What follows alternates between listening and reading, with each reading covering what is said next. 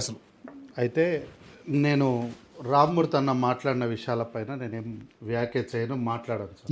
ఎందుకు అంటే ఆయన ప్రతిపక్ష నాయకుడిగా ఆయన తప్పు ఏమన్నా సబ్జెక్ట్ ఓరియంటెడ్గా మాట్లాడితే ఏమన్నా వ్యాఖ్యలు చేయొచ్చు.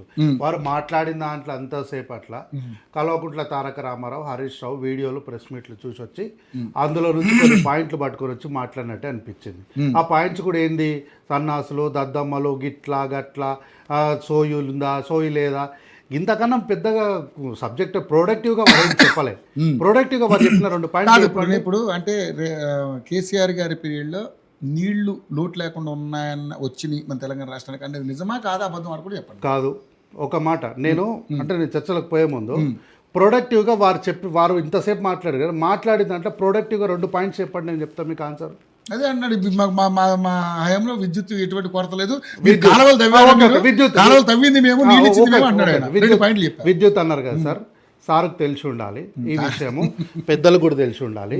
విద్యుత్ విషయంలో 2012, 2011, 13 సంవత్సరాలలో ఛత్తీస్గఢ్ నుంచి మనకు విద్యుత్ సరఫరా కావాలి అని 2 ప్రభుత్వాలు చర్చలకు పోయిన మాట వాస్తవం కాదా సార్? ఆ రోజు నుంచే అక్కడ నుంచి మనం విద్యుత్ తీసుకోవాలన్న ప్రణాళిక అక్కడనే డిపిఆర్లు స్టార్ట్ అయినాయి. అయితే దురదృష్టం ఏంది అంటే 2014 తర్వాత అప్పటి వరకు అధికారంలో ఉన్నటువంటి కాంగ్రెస్ పార్టీ అధికారం కోల్పోయిన తర్వాత గిట్లాంటి సోయి ఇంకా మాట్లాడితే గిట్లాంటి సోయి కాంగ్రెస్ పార్టీకి లేకపోయింది. ఆ రోజు ఉన్నటువంటి మా నాయకులకు కల్వకుంట్ల చంద్రశేఖరరావుని చూసి భయపడ్డారా, మోసపోయినరా, ఆయన భ్రమల మాయల మునిగిపోయినరో తెలియదు. లేకపోతే మీ అసమర్థత అట్లా కూడా ఏమని అనుకోవచ్చు. ఆ రోజు 2014లో ఈ రోజు వాళ్ళతోనే ఉన్నాడు కదా పొన్నాల లక్ష్మయ్య, మేధావి, మహామేధావి, భారీ నీటిపారుదల శాఖ మంత్రి. ఆయన గారి నాయకత్వంలో కాంగ్రెస్ పార్టీ ఎక్కడ కూడా అధికార ప్రతినిధులను సరైన వాళ్ళను కూర్చోబెట్టకుండా మా మిత్రుడైనటువంటి సామరామోహన్ రెడ్డి కానీ, వెంకట్ నాయక్ కానీ, నన్ను కానీ, లేకపోతే ఇప్పుడు చాలామంది ఉన్నారు కదా మా వాళ్ళు, మమ్మల్ని ఎవరిని కూడా ఇట్లాంటి వేదికల మీదకి ఎక్కనీయకుండా, అసలు నిజాలు ఏంటని చెప్పనీయకుండా, అవతల వాళ్ళు మాట్లాడుతున్నప్పుడు డిఫెండ్ చేయడానికి మీరు చెప్పేది అబద్ధము, ఇది నిజము అని చెప్పి ఆధారాలతో సహా చూపించే అవకాశాలు మాకు ఇవ్వకపోవడం వల్ల 10 సంవత్సరాలు వీళ్ళు చెప్పిన అబద్ధాలని నిజమని ప్రజలు నమ్మేసారు. ఇప్పుడు కరెంటు మొత్తం కల్వకుంట్ల చంద్రశేఖరరావు ఇచ్చిండు అని అంటే ఏ ప్లగ్ లేలు పెడితే కరెంట్ వచ్చిందా? ఎట్లొచ్చింది కరెంటు? 2014 ఆయన అధికారంలోకి రాగానే 24 గంటల కరెంటు ఎట్లొచ్చింది? ప్రజలు మీరు ఆలోచన చేయాలి కదా కొంచెమన్నా. 2014 ఇప్పుడు ఉన్నాం సార్ ఇక్కడ, ఇప్పుడు నాకు 18 ప్రజలకి ఎట్లొచ్చింది అన్నది ముఖ్యమా, ఆలోచన చేయాలి అంటున్నా. వచ్చిందా లేదా అనేది ముఖ్యమా, ఎట్లొచ్చింది అన్నది ముఖ్యమా? ఎట్లా వచ్చి అలా అనుకుంటే ప్రతి దాని మీద ఆలోచించాలి. 100% చేయాలి. ఇప్పుడు మీరు ఇస్తున్నటువంటి ఉచితాల మీద కూడా 100% చేయాలంటున్నా. మేము ఇచ్చిన ఉచితాలపైన కూడా ఆ రోజు పివి నరసింహారావు గారు, మన్మోహన్ సింగ్ గారు తీసుకొచ్చిన ఆర్థిక సంస్కరణ వలన ఈ రోజు కూడా ఆర్థికంగా ఈ భారతదేశం నిలబడి ఉంది. ఆలోచన చేయండి, ఎవరు వస్తారో రివర్స్ ఇంజనీరింగ్కి పోదాం రండి. ఫినాన్షియల్ ఇంజనీరింగ్ అయినా సరే, సోషల్ ఇంజనీరింగ్ అయినా సరే, ఎలక్ట్రిక్ ఇంజనీరింగ్ దేనికైనా సరే చర్చకు మేము సిద్ధంగా ఉన్నాం. ఈరోజు రమ్మని చెప్పండి.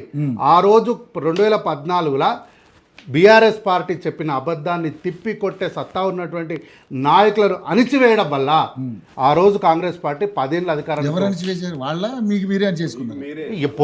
ఆ రోజు ఇంకా మాకు మేమే అంటే సార్ నేనేమంటున్నా, నేను ఎవరిని నిందిస్తలేను కదా, నేను ఎవరిని నిందిస్తలేను.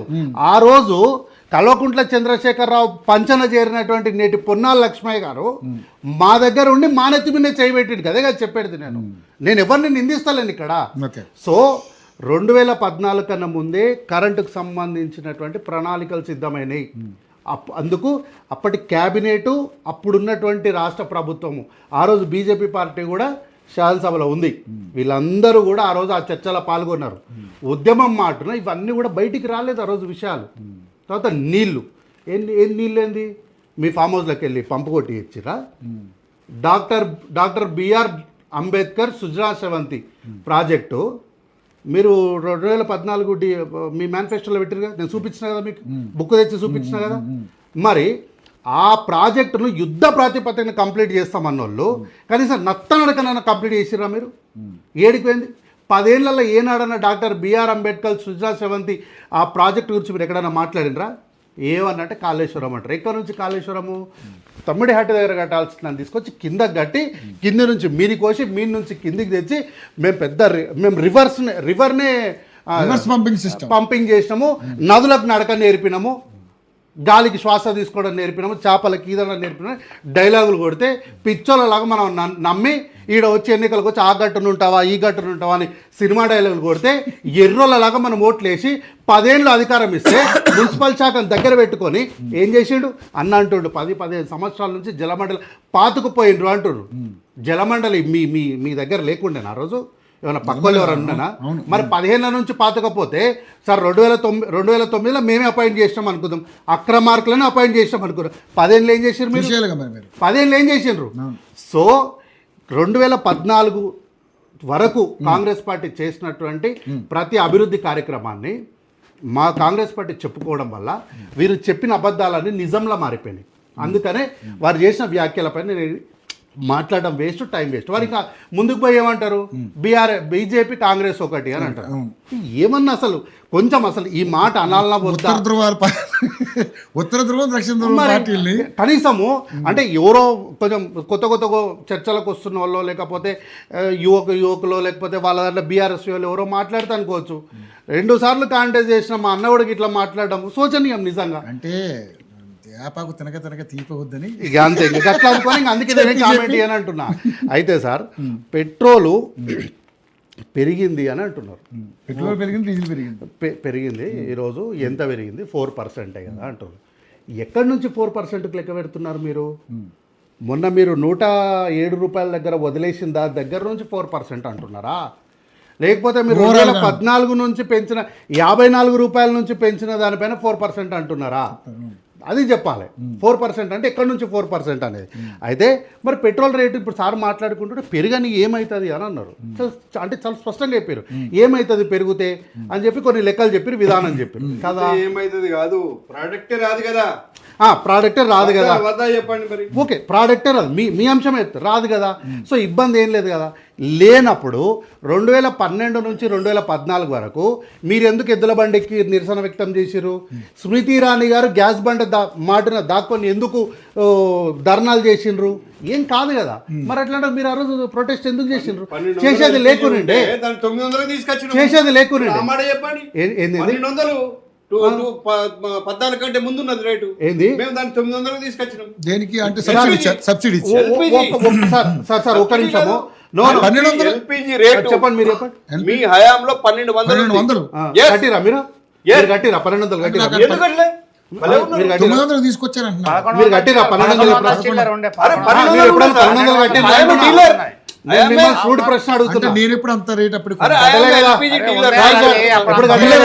అవును సార్, నేను కూడా కాదంటలేదు. మీరు ఎప్పుడన్నా 1200 కట్టినరా? కట్టలే కదా. నేను గతంలో ఈ వేదిక పైన ఏం చెప్పిన, డాక్టర్ రాజశేఖర్ రెడ్డి గారు ఈ ఒక ఉత్తరం రాశారు. ఎందుకు అని అంటే గ్యాస్ పెట్రోల్ రేట్లని మీరే పెంచారు కాబట్టి మీరే సబ్సిడీ భరించండి అని చెప్తే కేంద్రమే సబ్సిడీ భరించింది. మళ్ళా 1200 1500 ప్రజలకు మాత్రం 350కే ఇచ్చారు. అంటే ఈ రోజు మీరు తగ్గించమని ఏం చెప్తున్నారు వీళ్ళు? ఈ రోజు రూపాయి సబ్సిడీ ఇస్తలేరు వీళ్ళు. రూపాయి సబ్సిడీ ఇవ్వకుండా పూర్తి అంతే 40 రూపాయలు ఏం చేసుకుంటారు మీరు? ఉజ్వల వాళ్ళకు తీసుకురండి, బ్యాంక్ అకౌంట్ ఎవరో తీసుకురండి. ఎవరు పొదుపు? గవర్నమెంట్ ఆఫ్ ఇండియా ఫ్రీగా ఇవ్వలేదు కనెక్షన్స్. ఉజ్వల 10 కోట్ల కనెక్షన్స్ దేశంలో ఇచ్చింది సార్. 10 కోట్ల కనెక్షన్స్ 200 తగ్గిస్తున్నారు. ఏం లేదు డీలరు కట్టించుకుంటప్పుడు 1200 రూపాయలు బరాబర్ తీసుకుంటాడు. మరి రిటర్న్ వచ్చేటప్పుడు సంగతి ఏంది? రిటర్న్ వచ్చేటప్పుడు అకౌంట్ సంగతి ఏంది? వేస్తే వాడు బ్యాంక్ వాడు ఎన్ని పైసలు కట్ చేసుకుంటుండు? ఎందుకు కట్ చేసుకుంటుండు? ఈ లెక్కలు పోయినసారి చెప్పినా కదా నేను. సో అరే ఎందుకు కట్ చేసుకుంటారు అంటే మీరు SMS ఛార్జెస్, లో balance charges, maintenance charges, ATM charges, నేను AC వేసుకున్న ఛార్జెస్, నేను కంప్యూటర్ వాడిన ఛార్జెస్, మా మేడంకి కుర్చీ వేసే ఛార్జెస్, మా ఆయమ్మకు చాయ్ ఇచ్చిన ఛార్జెస్, చీపురు కట్టే ఛార్జెస్, అన్ని ఛార్జెస్ నువ్వు ఇచ్చే 200 గానే పోతుంది. ఎందుకు తీసుకుంటారు? ఎందుకు మళ్ళీ రిటర్న్ చేయాల్సి? అదేదో నాకే వదిలేసి అయిపోతుంది కదా. సో వీళ్ళు ఈరోజు పెట్రోల్ ధరలు పెరిగితే ఏమైంది? మా మోడీ గారు దేశం కోసం ధర్మం కోసం అంటారు కదా. సరే సార్ పోనీగా లాస్ట్కి ఈడికి దిగజారుతున్నా నేను. నాకు దేశం ధర్మం రెండు మీ దగ్గర పెట్టుకోండి. ఏమంటున్నా, నాకు నా జీవితం మాత్రమే ముఖ్యము. నాకు 54 రూపాయలకి అండి. మీకు దేశం ధర్మం ఇంపార్టెంట్ కదా. నా భార్య కూడా మీరే తీసుకోండి. నా భార్య కూడా మీరే తీసుకోండి. నా భార్య కూడా మీరే తీసుకోండి అంటున్నా. నా భార్య కూడా వేసుకో. దేశం ధర్మం కదా. మోడీ పెద్ద నాయకుడు కదా. మోడీ పెద్ద నాయకుడు కదా. దేశం కోసం ధర్మం కోసం కదా. నా వాటా కూడా నువ్వే కట్టు. నాకు అవసరం లేదు. నాకు మోడీ నాయకుడు కాదు. నాకు ధర్మం వద్దు. నీ ధర్మం వద్దు అంటున్నా. నీ ధర్మం వద్దు, నువ్వు వద్దు. నా వాటా కూడా నువ్వు గట్టిగా. అంటే మరి రాష్ట్ర ప్రభుత్వాలు కూడా అరే పెన్షన్ ఎవరు సార్? మీరు భలే మాట్లాడతారు. 40 రూపాయలు మీరెందుకు భరించలేకపోతున్నారా? ఏది మీరెందుకు తగ్గించట్లేదని కూడా వాళ్ళు కేంద్ర ప్రభుత్వం. అదే మరి నేను ఇప్పుడు అడుగుతుంటే మళ్ళీ మీరెందుకు భరించట్లేదు? పెంచిన వాళ్ళు ఎవరు అంటే మీరు పెంచుకుంటా పోతే మేము తగ్గించుకుంటూ రావాలా? సార్ దీని అర్థం ఏంటి తెలుసా? ప్లీజ్ దీని అర్థం ఏంటి తెలుసా? రాష్ట్రాల ఆర్థిక విధానాలను వాటికి ఉన్నటువంటి బలాన్ని క్షీణింప చేయడమే బీజేపీ పార్టీకి కేంద్రంలో ఉన్నటువంటి అతిపెద్ద ప్రణాళిక. వీళ్ళు ఏదో బీజేపీ రాష్ట్రాలల్లో చాలా తక్కువకి ఇచ్చేస్తున్నాం అంటున్నారు కదా. బీహారు, ఉత్తరప్రదేశ్, మధ్యప్రదేశ్, జమ్మూ కాశ్మీర్ ఇంత పెద్ద దూరాలు నాకు వద్దు సార్. నేను పోయొచ్చు ఆంధ్రప్రదేశ్ పోదాం పాండి. విజయవాడ, వైజాగ్ వీటి దగ్గర పెట్రోల్ రేట్లు ఎంతో చూద్దాం పాండి. ఇప్పుడు ఏం మాట్లాడతారు మళ్ళీ? ఎందుకు మాట్లాడారు? ఆడ బీజేపీ పాలిత బీజేపీ రాష్ట్రం ప్రాంత ప్రాంతం కాదా? మంత్రి ఉన్నాడండి, ఆయన మాట ఏం చెల్తుంది? అంటే బీజేపీ అట్టి పండుగ ఒప్పుకుంటారు కదా ఆంధ్రప్రదేశ్ రాష్ట్రంలో. పొత్తులు మేము కూడా బాగా మీరు ఈడ భాగం అంటారు, వాడ మాట చెల్లదు అంటారు. ఎట్లా చెల్లుతుంది? సో ఏంటంటే సార్ తప్పించుకోవడానికి సార్ ఒకటి మీరు రేట్లు పెంచిరు అయిపోయింది. మీరు గేమ్ మాట్లాడొద్దు. మీరు రేట్లు పెంచిరు, సామాన్యులను అడ్డి విరిచిరు. మీరు రేట్లు పెంచడం కరెక్టే అనుకుంటే 2014 నుంచి 12 వరకు మీరు ధర్నాలు చేసేది లేకుండే, ఎద్దుల బండి ఎక్కేది లేకుండే. స్మృతి ఇరానీ గారు గ్యాస్ బండ వెనుక దాక్కొని ఆ రోజు రాహుల్ గాంధీ గారి పైన అనేకమైనటువంటి వ్యాఖ్యలు చేసేది లేకునండే.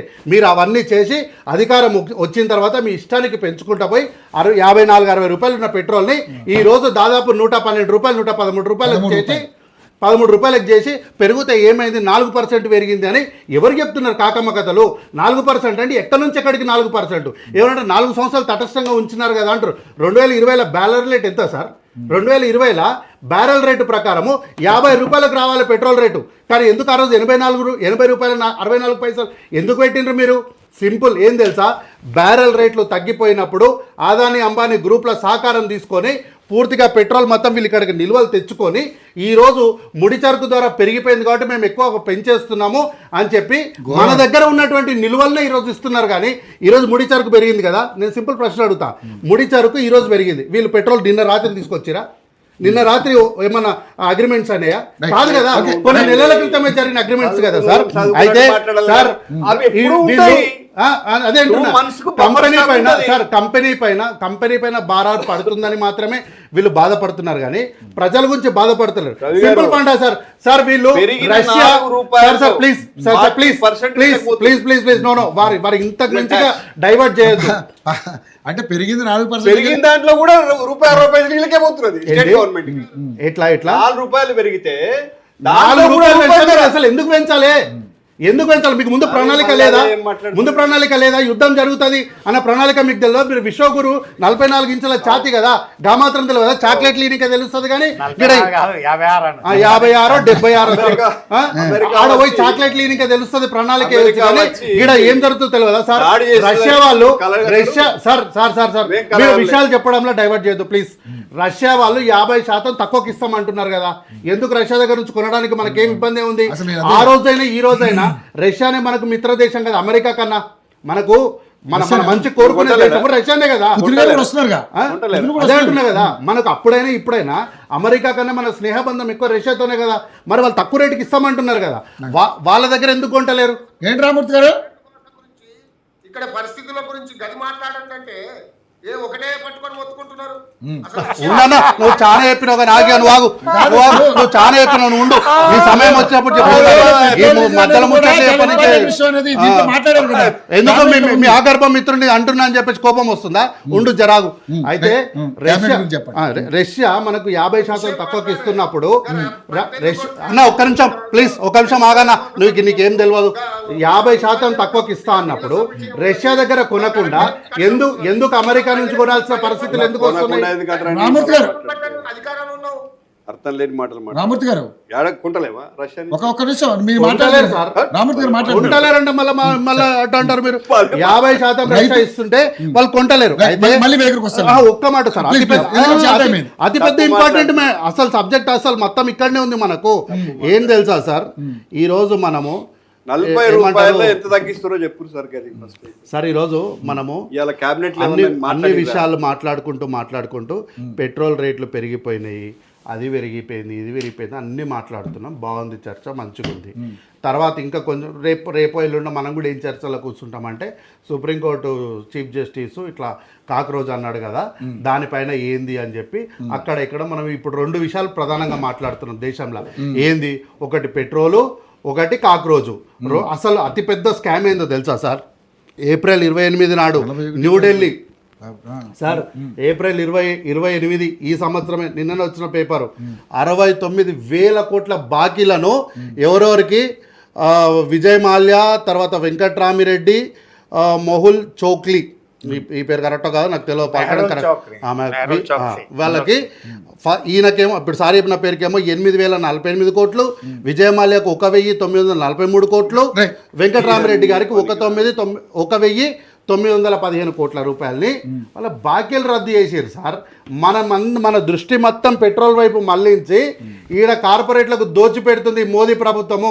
దీనిపైన మనం ఎవ్వరం కూడా దృష్టి కేంద్రీకరించకపోవడము మనందరికి ఉన్నటువంటి, ఇంకా దాన్ని ఏమనాలో నాకు తెలియదు.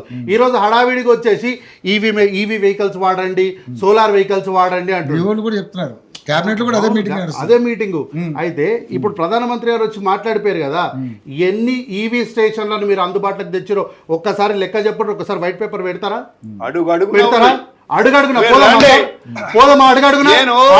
పెట్టక లేకపోతే మళ్ళీ నేను ప్రధానంగా డిమాండ్ చేసే క్షమాపణ.